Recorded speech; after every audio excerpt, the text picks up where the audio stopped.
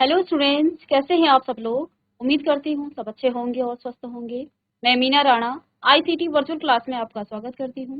तो स्टूडेंट्स, हम पढ़ रहे हैं क्लास 12 का math, continuity and differentiability, chapter number 5 हम कर रहे हैं। और यहाँ पर हमने अलजेब्राइक फंक्शंस की कॉन्टिन्यूटी चेक की और प्रीवियस लेक्चर में हमने यहाँ पर ट्रिग्नोमेट्रिक फंक्शंस की कॉन्टिन्यूटी पर भी डिस्कस किया था, जिसमें हमने जिसके जो आपके अलजेब्रा ऑफ कॉन्टिन्यूटी फंक्शन, यानी कि जब आपके पास दो फंक्शन कंटिन्यूस होते हैं तो उनके जो अलजेब्राइक फंक्शन, जिसमें आप क्या करते हैं, उन दोनों फंक्शन को एडिशन करते हैं, सब्ट्रैक्शन और मल्टीप्लाई करते हैं, तो वो भी आपका उस पर्टिकुलर पॉइंट पर कंटिन्यूस होता है। इसके बारे में हमने प्रीवियस लेक्चर में डिस्कस किया था। और एक क्वेश्चन यहाँ पर हमने डिस्कस किया था, क्वेश्चन नंबर 21।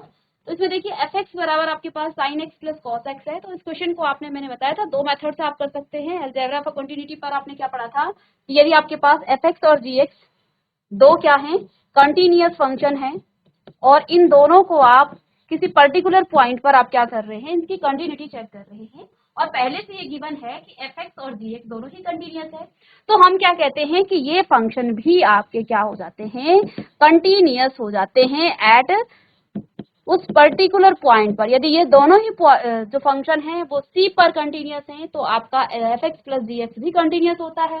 ऐसे ही यदि आपके पास एफ एक्स माइनस जी एक्स दिया है और दोनों ही कंटिन्यूस हैं तो ये भी आपका क्या हो जाएगा, कंटिन्यूस फंक्शन होगा उस पर्टिकुलर पॉइंट पर। ऐसे ही एफ एक्स और जी एक्स को जब आप क्या करते हैं, मल्टीप्लाई करते हैं, तो ये भी आपका कंटिन्यूस होता है उस पर्टिकुलर पॉइंट पर। ठीक है। इसके अलावा F x upon g x जब आप लिखते हैं, दो फंक्शन को आप क्या कर रहे हैं, उनका डिवीजन कर रहे हैं। F x upon g x आपके दिया है, जी एक्स की जगह पर आपके पास यहाँ एच एक्स हो सकता है एफ एक्स की जगह पर, तो कुछ भी वो होता है दोनों। यहाँ पर हमारा मेन मतलब क्या है कि जो फंक्शन है दोनों ये कंटिन्यूस कब होंगे, यहाँ पर यदि ये दोनों कंटिन्यूस हैं तो ये भी आपका कंटिन्यूस होगा, और यहाँ पर आपका जी एक्स जीरो नहीं होना चाहिए। ठीक है, डिवीजन के केस में ये जी एक्स आपका जीरो नहीं होना चाहिए। ठीक है, हमने तो इसको डायरेक्ट लिमिट से एक पॉइंट हमने ले लिया था सी, जो कि रियल नंबर पर था, और उससे हमने डायरेक्ट इस फंक्शन को क्या कर दिया था, लिमिट से इसकी कंटिन्यूटी चेक कर दी। आप चाहें तो अलग अलग फंक्शन यहाँ पर आप क्या ले सकते हैं, एफ एक्स आपको क्या दिया है, साइन एक्स प्लस में कॉस एक्स। आप क्या चाहें, आप चाहें तो इसको जी एक्स मान लें और इसको एच एक्स मान लें। बारी बारी से इन दोनों को कंटिन्यूस प्रूफ करेंगे और ये लिखेंगे कि ये इन दोनों का जो एडिशन है, अगर साइन एक्स और कॉस एक्स आपने प्रूफ कर दिया कि ये कंटिन्यूस है, तो sign x plus cos x भी आपका क्या होगा, कंटिन्यूस फंक्शन। ठीक है, तो अलग अलग मेथड हैं, आप इसको अलजेब्रा ऑफ कंटिन्यूटी भी यहाँ पर अप्लाई कर सकते हैं। चाहे तो आप यहाँ पर एक पर्टिकुलर पॉइंट लेके हमने जैसे सॉल्व किया था, और इसकी जो लेफ्ट हैंड लिमिट है, राइट हैंड लिमिट है, वो तीनों ही इक्वल आए थे, तो ये फंक्शन आपका क्या है, कंटिन्यूस फंक्शन है। ये आपको मैंने होमवर्क के लिए दिया था, दो क्वेश्चन में आपको सॉल्व यहाँ पर कर दिया था। ठीक है, तो ये यदि आपने नहीं किया है तो आप किसी भी मेथड से इसको अप्लाई कर सकते हैं, जैसे हमने प्लस वाला किया उसकी तरह, या फिर इस तरह। अब देखिए यहाँ पर इस तीनों में क्या क्या यूज हो गया है, इसमें आपका प्लस यूज हुआ, माइनस भी यूज हो गया, और यहाँ पर आपका इनटू भी यूज हो गया। हमने यहाँ पर डिवीजन को यूज नहीं किया है। अब इसके बाद जो आपके पास क्वेश्चन है, क्वेश्चन नंबर 22, उसमें आपको क्या दिया है, discuss the continuity of the cosine quotient. इसके बाद जो इसको आप सेक क्या कहते हैं, कॉसेक कहते हैं। ठीक है, सीकेंट हो गया, और कोटेंजेंट आपने फंक्शन को क्या करना है, इनकी कॉन्टिन्यूटी पर आपको डिस्कस करना है। तो देखिए क्या क्या आपको यहाँ पर दिया है, कोसाइन, इसको आप क्या कहते हैं, कॉस। ठीक है, कॉस एक्स कह लेंगे, कोसिकेंट इसको आप क्या कहते हैं, कॉसेक, शॉर्ट में इसको क्या लिख देते हैं आप, कॉसेक। और सीकेंट, सीकेंट को आप क्या लिखते हैं, सेक एक्स लिख देते हैं। ठीक है, और कोटेंजेंट ये आपका क्या हो जाता है, कॉट एक्स। ठीक है, तो कॉस एक्स तो आपको करना ही पड़ेगा। कॉसेक को आप क्या लिखते हैं, 1 upon sine x, sec x को क्या लिखते हैं 1 अपॉन कॉस एक्स, और कॉट एक्स को आप क्या लिखते हैं कॉस एक्स अपॉन साइन। ठीक है, अलजेब्रा ऑफ कंटिन्यूटी को आप यहाँ पर अप्लाई कर सकते हैं। देखिए कॉस को तो आपको करना पड़ेगा, ठीक है ना, कॉस को आपको इसको प्रूफ करना ही पड़ेगा कि ये आपका कंटिन्यूटी पर इसको डिस्कस करनी पड़ेगी। इसके अलावा देखिए जब आप कॉसेक की बात करते हैं तो 1 अपॉन साइन एक्स आता है, और आप जानते हैं यदि आप इसको, ये तो आपका क्या है कांस्टेंट पॉलिनोमियल फंक्शन है, ये कंटिन्यूअस होता है। यदि आप साइन एक्स को कंटिन्यूअस प्रूफ कर दें तो 1 अपॉन साइन एक्स भी आपका कंटिन्यूअस हो जाएगा। ठीक है, यहाँ पर देखिए डिवीजन में हमने क्या कहा, पीछे जब हमने यहाँ पर आपको दिखाया था कि डिवीजन में F x upon g x आपके पास कंटिन्यूअस होगा, लेकिन यहाँ पर जी एक्स आपका 0 नहीं होना चाहिए। तो बस आपको यहाँ पर यही कंडीशन अप्लाई कर देनी है, बस जहाँ जिस पॉइंट पर साइन एक्स आपका 0 हो उस पॉइंट को छोड़ के और सारे पॉइंट पर ये क्या हो जाएगा कंटिन्यूअस हो जाएगा। ठीक है, तो हमें यहाँ पर बेसिकली cos x और sin x को पहले हम अलग अलग क्या कर देते हैं, इसकी कंटिन्यूटी पर डिस्कस करते हैं। ठीक है, cos x और sin x दोनों ही फंक्शन की कंटिन्यूटी पर हम डिस्कस करेंगे। तो पहला यहाँ पर मैं लिखूं f x is equal to, suppose आपके पास क्या है sin x, पहले sin से हम शुरू करते हैं। F x is equal to आपके पास क्या है sin x है, let c be a point, और इसी पर हम इसकी continuity x is equal to c है, इसकी कंटिन्यूटी हम c पर ही चेक करेंगे। तो f ऑफ c आपके पास क्या आ जाएगा साइन c। ठीक है, और इसकी जो लेफ्ट हैंड लिमिट है उस पर बात करेंगे। तो limit x tends to c negative of f x, c negative का मतलब इसकी left hand limit is equal to limit, अब c हमें नहीं पता c क्या है, तो यहाँ पर एक स्मॉल क्वांटिटी आप ले लेंगे c के लेफ्ट में। तो c की हमें क्या निकाली है लेफ्ट हैंड लिमिट निकाली है, तो यहाँ आप क्या लिखेंगे x tends to c minus h, और h क्या कर रहा है यहाँ पर h अप्रोच टू 0, 0 की तरफ अप्रोच करता है आपका h। ठीक है, और एफ एक्स क्या है यहाँ पर आपका साइन एक्स।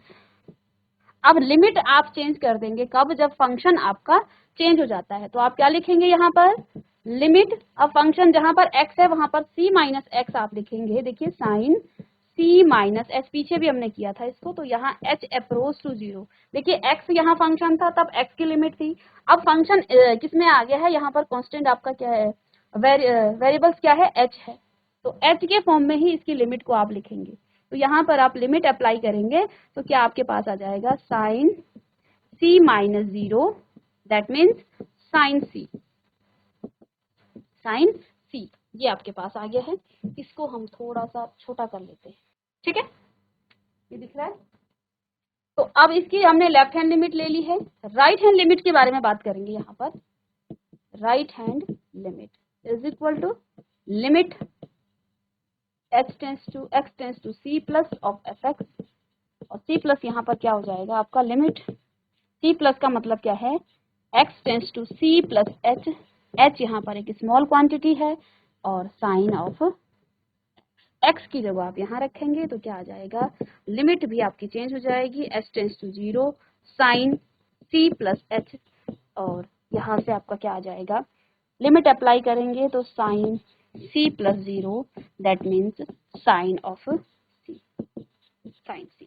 ठीक है, अब आप देख पा रहे हैं कि हमने यहाँ पर क्या किया, इसकी लेफ्ट हैंड लिमिट निकाली, राइट हैंड लिमिट निकाली, और फंक्शन का मान c एट c पर भी देखा, तो तीनों का मान क्या आ रहा है ये हम यहाँ पर लिखेंगे कि limit h tends to c negative of f x is equal to limit x tends to c plus of f x is equal to f of c। तीनों ही इक्वल आ गए हैं, दैट मीन्स फंक्शन आपका क्या हो गया है continuous हो गया है ये फंक्शन, क्योंकि जब आपकी left hand limit right hand limit और फंक्शन का मान उस पर्टिकुलर फंक्शन पर उस पर्टिकुलर पॉइंट पर सेम आ जाता है तो हम क्या कहते हैं कि फंक्शन आपका कंटिन्यूअस हो गया है। तो यहाँ आप क्या लिखेंगे कि sine x is a continuous function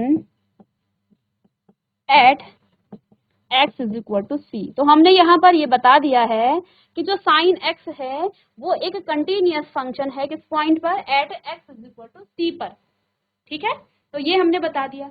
अब देखिए हमें क्या प्रूव करना है, हमें कोसाइन के बारे में बताना है, यानी कि कॉस एक्स के बारे में। साइन हमने क्यों निकाला, क्योंकि हमें कॉस एक्स निकालना था। ठीक है, अब यहां से देखिए, चलिए कोसाइन को ही हम देख लेते हैं पहले। चलिए, तो यहाँ पर फर्स्ट आपका साइन एक्स आपका क्या हो गया है, कंटिन्यूअस फंक्शन हो गया किस पॉइंट पर, at c is equal to x is equal to c पर। अब देखिए पहले कोसाइन को हम बाद में कर लेंगे, यहाँ पर हम लिख लेते हैं किसकी, कॉस एक्स की। एफ एक्स बराबर, सेकंड देखिए, f x is equal to cos x. तो जैसे आपने ये किया इसी प्रकार से आप at x is equal to c पर इसको भी आप क्या करेंगे, f of c is equal to cos of c. ठीक है, इसकी आप लिमिट निकालेंगे, लेफ्ट हैंड लिमिट। तो आप लिखेंगे limit x tends to c of negative f x is equal to limit x tends to c minus h, negative निकाल रहे हैं, यहाँ पर आपका कॉस एक्स आ जाएगा। लिमिट चेंज हो जाएगी, limit x h tends to 0 और कॉस जहाँ एक्स है वहां आप लिखेंगे सी माइनस एच। ये आपने क्लास 11th में भी बहुत अच्छे से इसका कॉन्सेप्ट सीखा होगा। ठीक है, तो यहाँ पर कितना आ गया आपके पास, कॉस सी। ठीक है, तो ये इसकी लेफ्ट हैंड लिमिट है। इसी प्रकार से हम इसकी राइट हैंड लिमिट भी निकालेंगे। ये हमने निकाली इसकी लेफ्ट हैंड लिमिट। ठीक है, अब यहां पर हम निकालेंगे इसकी limit x tends to c plus of f x is equal to limit x tends to c plus का मतलब c प्लस h, और यहाँ पर एफ एक्स आपका क्या है, cos x है। cos x का मान रखेंगे और लिमिट भी आप यहाँ पर चेक करेंगे, लिमिट आ जाएगा अब आपके पास h tends to 0 where h approach to 0। ठीक है, तो cos ऑफ x की जगह लिखेंगे c plus h, limit apply करेंगे तो आपके पास फिर से आ जाएगा cos c। और यहाँ से आप क्या लिख सकते हैं, देखिए ये तो आपको प्रूफ करना ही था कि कोसाइन इज अ कंटिन्यूटी, इसकी डिस्कस करनी थी। तो यहाँ पर हम क्या लिखेंगे, तो यहाँ आप लिखेंगे limit h tends to c negative of f x is equal to limit h tends to c plus of f x is equal to f of c. तीनों ही इक्वल आगे हैं, function is continuous at x is equal to c. तो यहाँ पर आपका जो cosine है वो भी आपका कंटिन्यूअस हमने यहाँ पर प्रूव कर दिया है। ठीक है, तो इसको भी आप यहाँ पर क्या लिखेंगे, ये भी आपका क्या है, एक कंटिन्यूअस फंक्शन। ठीक है, तो दो चीजें हमने प्रूव कर दी है। अब आप कौशिक की बात करेंगे, यहाँ पर कौशिक की जब बात करेंगे,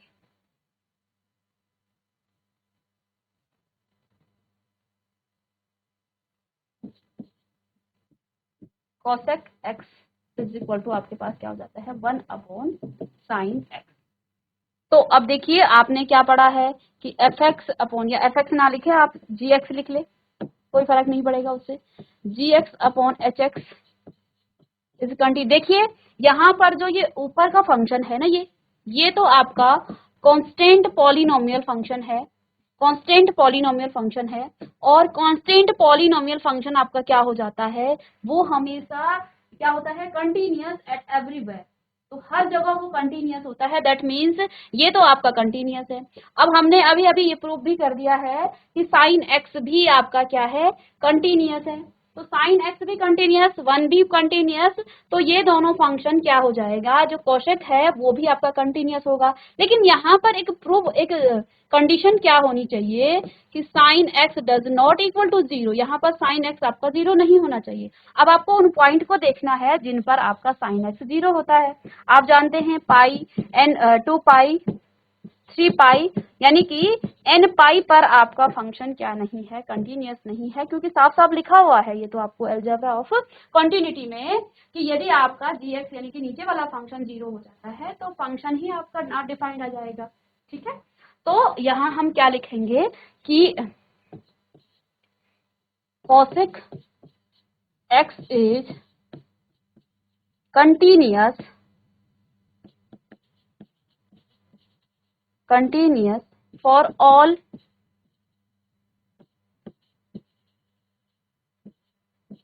value of real number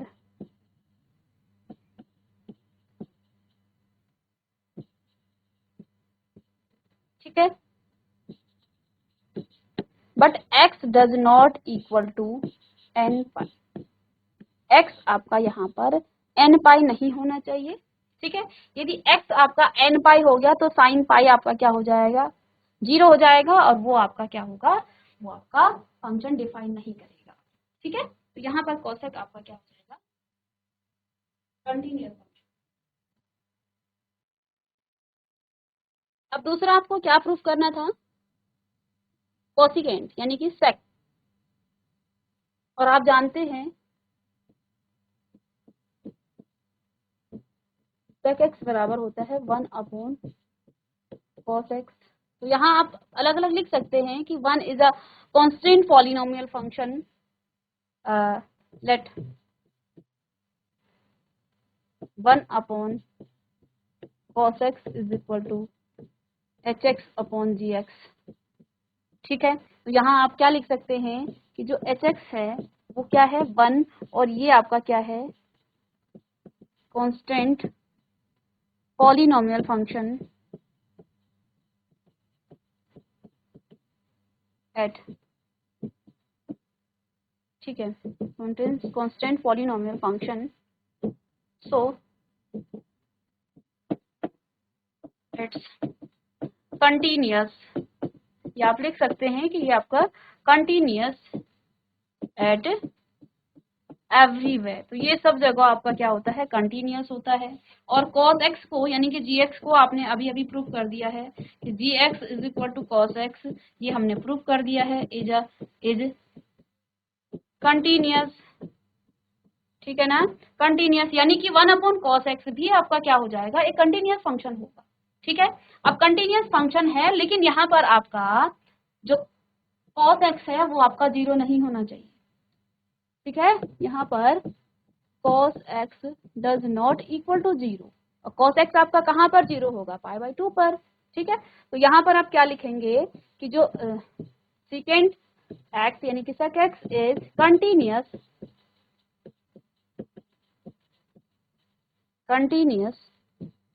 eight everywhere,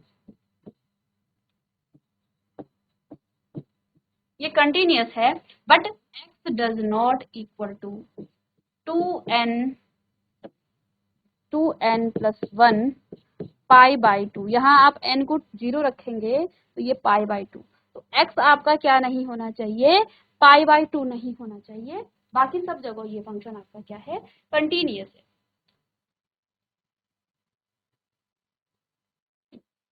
इसके अलावा देखिए यहाँ पर ये आपका कंटिन्यूअस नहीं होना चाहिए। थर्ड क्या है यहाँ पर, cot x क्या होता है, cos x upon sin x, ठीक है।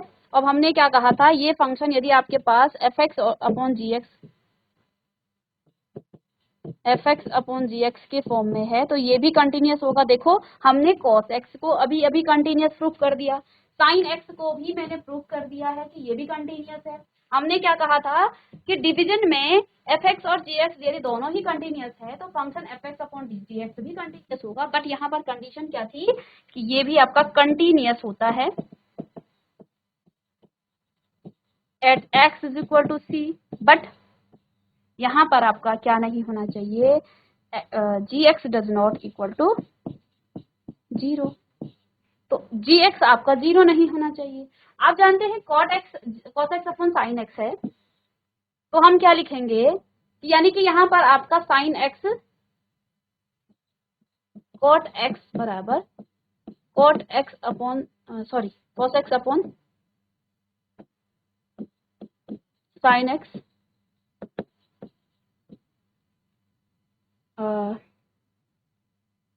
is continuous at x is equal to c, और यहाँ पर sin x does not equal to 0।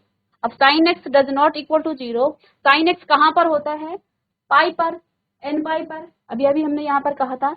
तो यहाँ आप क्या लिखेंगे, x does not equal to n pi. यहाँ आपका x, ये कंडीशन जरूर लिखनी है कि x आपका एन पाई नहीं होना चाहिए, otherwise x is equal to n pi पर ये डिसकंटिन्यूअस हो सकता है, अदरवाइज ऑल पॉइंट्स पर ये फंक्शन आपका क्या है, कंटिन्यूअस है। ठीक है, तो इसको आप कॉपी कर लीजिए।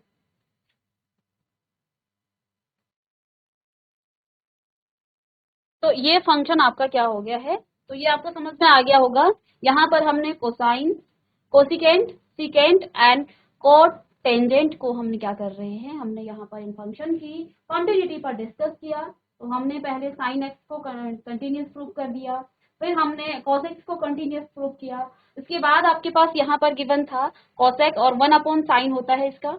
तो देखिए ये F x upon g x वाला फॉर्मूला आ गया, जिसमें आप अलजेब्रा वाले फंक्शंस को क्या करते हैं, कंटिन्यूस प्रूव करते हैं। तो क्योंकि यहाँ पर आपका साइन एक्स जीरो नहीं होना चाहिए, किस पॉइंट पर जीरो नहीं होता, एक्स यदि आपका एन पाई होगा तो वहां आपका साइन एक्स जीरो होगा। इसलिए हमने क्या कहा कि ये जो कॉशेक एक्स है वो कंटिन्यूस है सभी वैल्यू के लिए, रियल नंबर के लिए, किसको छोड़ के, x does not equal to n pi. X आपका एन पाई नहीं होना चाहिए, बाकी आपका एक्स कुछ भी हो सकता है। ठीक है ना। तो इसके अलावा यहाँ पर हमने बात की किसकी, सेक एक्स की। तो ये 1 अपॉन कॉस एक्स होता है, और कॉस एक्स में आपका यहाँ पर कॉस एक्स जीरो नहीं होना चाहिए, अदरवाइज ये फंक्शन आपका कंटिन्यूस नहीं होगा, फंक्शन डिफाइंड ही नहीं होगा, तो कंटिन्यूस कैसे होगा। तो हम जानते हैं कि ये आपका, लेट सपोज ये आपका एच एक्स है, ये जी एक्स है, एच एक्स आपका 1 है, ये कांस्टेंट पॉलिनोमियल फंक्शन है, और आपको बार बार बताया गया है कि कांस्टेंट पॉलिनोमियल फंक्शन हमेशा आपके क्या होते हैं, कंटिन्यूस होते हैं एट एवरीवेयर। तो ये आपका हो गया, cos x को हमने कंटिन्यूस प्रूव करके। देखिए जब एग्जाम में आता है तब आपको इस तरह से नहीं दिया जाएगा सब, ठीक है। तो वहां पर आपको सिर्फ और सिर्फ जैसे sec x का दे दिया, तो आप क्या करेंगे, आप इस तरह से लिखेंगे कि ये आपका 1 क्या है, एच एक्स है, और ये आपका जी एक्स है, और आप जानते हैं 1 आपका कंटिन्यूस कांस्टेंट पॉलिनोमियल फंक्शन है, तो ये आपको कंटिन्यूस है। इसके बाद आप cos x यानी जी एक्स की बात करेंगे, और जी एक्स यानी cos x को आप यहाँ पर कंटिन्यूस प्रूव करेंगे। अब आप जानते हैं जी एक्स भी कंटिन्यूस, एच एक्स भी कंटिन्यूस, तो फंक्शन पूरा कंटिन्यूस होगा, लेकिन जी एक्स आपका जीरो नहीं होना चाहिए। अब हमें ये देखना है फंक्शन क्या है, फंक्शन आपका cos x है, और cos x कहाँ कहाँ आपका जीरो नहीं होता है, एन पाई पर आपका, सॉरी पाई बाई 2 पर वो आपका जीरो होता है। ठीक है, तो आप क्या लिखेंगे, यहाँ पर आपका ये x जो है ये 2n+1 पाई बाई 2, इसको छोड़ के और पॉइंट पर ये आपका कंटिन्यूस होगा। कॉट एक्स का भी यही केस है, यहाँ पर आपका cos x upon sine x हो जाता है, और cos x upon sine x, इसको आप एक्स एक्स और जी एक्स लिख सकते हैं, ये कंटिन्यूस फंक्शन है। तो यहाँ पर आपका साइन एक्स क्या नहीं होना चाहिए, जीरो नहीं होना चाहिए, और उस पॉइंट को आप यहाँ पर छोड़ देंगे जिस पर साइन एक्स आपका जीरो होता है। आप जानते हैं साइन एक्स के लिए आपने एन पाई पीछे भी लिखा था कि एन पाई पर वो जीरो होता है, तो यहाँ पर एक्स आपका एन पाई नहीं होना चाहिए। ठीक है, अब इसी पर बेस्ड आपका क्वेश्चन नंबर 23 है। तो यहाँ आपको फंक्शन की अलग अलग डेफिनेशन दी है। डिसकंटिन्यूटी आपको यहाँ पर चेक करनी है। फंक्शन है f x is equal to sine x upon x, if x is less than zero,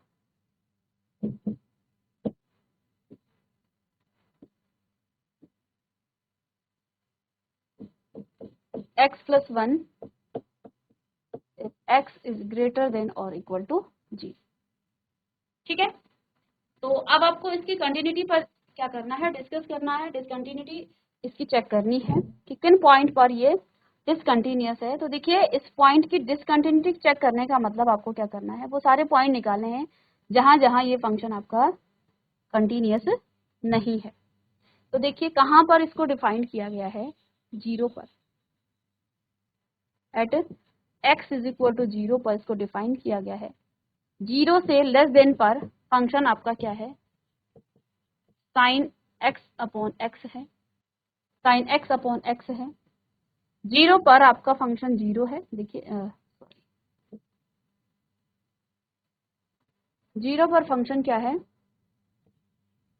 x plus 1, और जीरो से ग्रेटर देन पर भी फंक्शन आपका क्या है,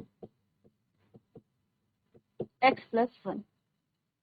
ठीक है, तो जीरो से छोटे पे function sine x upon x, और 0 से बड़े और 0 पर फंक्शन x प्लस 1 है। इस पर इसकी कंटिन्यूटी हमने चेक करनी है, डिसकंटिन्यूटी बतानी है कि कहाँ कहाँ ये पॉइंट आपका डिसकंटिन्यूअस। ठीक है, तो देखिए यहाँ पर हमें सारे पॉइंट दिखाने पड़ेंगे किसी एक पर्टिकुलर पॉइंट पर, क्योंकि 0 पे तो देखिए हमें डाउट है।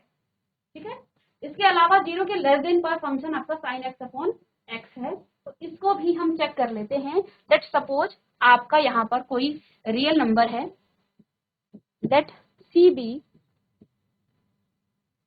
अ point on real number. C आपका कोई पॉइंट है रियल नंबर पर, तो सी के 3 केस हम यहाँ पर बनाएंगे। C is less than 0, c is less than 0 first case में, और इसी पर इसकी कंटिन्यूटी हम चेक करें। जब c लेस देन 0 होता है तो फंक्शन आपका क्या हो जाता है, ये हो जाता है, यानी कि आप क्या लिखेंगे, f of c is equal to sine c upon c। जहां x है वहां आप c रखेंगे। ठीक है, इसके लिमिट चेक कीजिए। देखिए क्योंकि फंक्शन की एक ही डेफिनेशन है तो आप इसकी लेफ्ट हैंड लिमिट और राइट हैंड लिमिट नहीं निकालेंगे, यहाँ पर एक ही लिमिट निकालेंगे। तो यहाँ क्या आ जाएगा, f ऑफ लिमिट, और फंक्शन क्या है यहाँ पर, limit x tends to c sine c upon c, sorry sine x upon, पहले x लिखेंगे ना, अभी हमने लिमिट अप्लाई नहीं की, sine x upon x limit apply करेंगे तो साइन c अपॉन c आ जाएगा। ठीक है, और यहाँ पर आप क्या लिख सकते हैं कि f of c is equal to limit x tends to, ऊपर लिखते हैं इसको, limit x tends to c of fx is equal to f of c। दोनों ही इक्वल आ गया है, that means function is continuous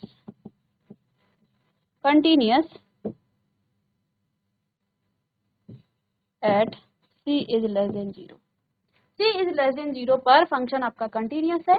ठीक है, अब यहाँ पर दूसरी कंडीशन इसकी क्या हो जाएगी, c इज ग्रेटर देन 0। ठीक है, दूसरी कंडीशन आप क्या लेंगे, c इज ग्रेटर देन 0। जब आप c इज ग्रेटर देन 0 लेंगे तो इसकी भी आप लिमिट क्या करेंगे, यहाँ पर फंक्शन क्या हो जाएगा, x प्लस 1। तो f of c is equal to आपके पास क्या आ जाता है, x plus 1, that means c आप रखेंगे तो c प्लस 1 आपके पास आ जाएगा। लिमिट निकालना चाहेंगे तो limit x tends to c, और ग्रेटर देन की बात कर रहे हैं, fx क्या है यहाँ पर, x प्लस 1 है, और यहाँ पर आप मान रखेंगे तो c प्लस 1। तो यहाँ पर भी आपकी जो लिमिटिंग वैल्यू है at x is equal to c पर, और f ऑफ c दोनों ही आपकी इक्वल आ गए हैं, वो है c प्लस 1। यानी कि c इज ग्रेटर देन 0 पर भी फंक्शन आपका क्या है, कंटिन्यूअस है, क्योंकि इसकी लिमिटिंग वैल्यू और f c पर दोनों का मान इक्वल आ रहा है। तो यहाँ आप क्या लिखेंगे कि function is continuous at c is greater than. अब यहाँ पर देखिए हमने डायरेक्ट निकाला, अब आपको निकालना है at x is equal to 0 पर, at x is equal to 0 पर, यानी कि यहाँ पर आप c इज इक्वल टू 0 भी लिख सकते हैं। ठीक है ना, जब आप ऐसा भी लिख सकते हैं कि x is equal to c बराबर 0, तो तीनों का मान बराबर हो जाएगा।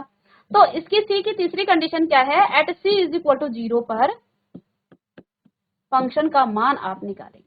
तो देखिए इस 0 पर फंक्शन के लेफ्ट में अलग, राइट में अलग, और 0 पर अलग फंक्शन है, तो इसकी आप left hand limit, right hand limit और इसके तीनों का मान निकालेंगे। यदि तीनों ही इक्वल आ जाते हैं तो फंक्शन कंटिन्यूअस होगा, अदरवाइज डिसकंटिन्यूअस। और यदि ये फंक्शन यहाँ पर भी कंटिन्यूअस हो जाता है तो यहाँ पर आप क्या लिखेंगे, there are no point of discontinuity in this function. ठीक है, और यदि ये 0 पर कंटिन्यूअस हो जाता है, डिसकंटिन्यूअस होता है, तो फिर आप क्या लिखेंगे कि the function is discontinuous at x is equal to 0 या c इज इक्वल टू 0। ठीक है, तो आगे की क्लास में इसको डिस्कस करेंगे। मिलते हैं नेक्स्ट लेक्चर में, तब तक के लिए thank you and have a nice day.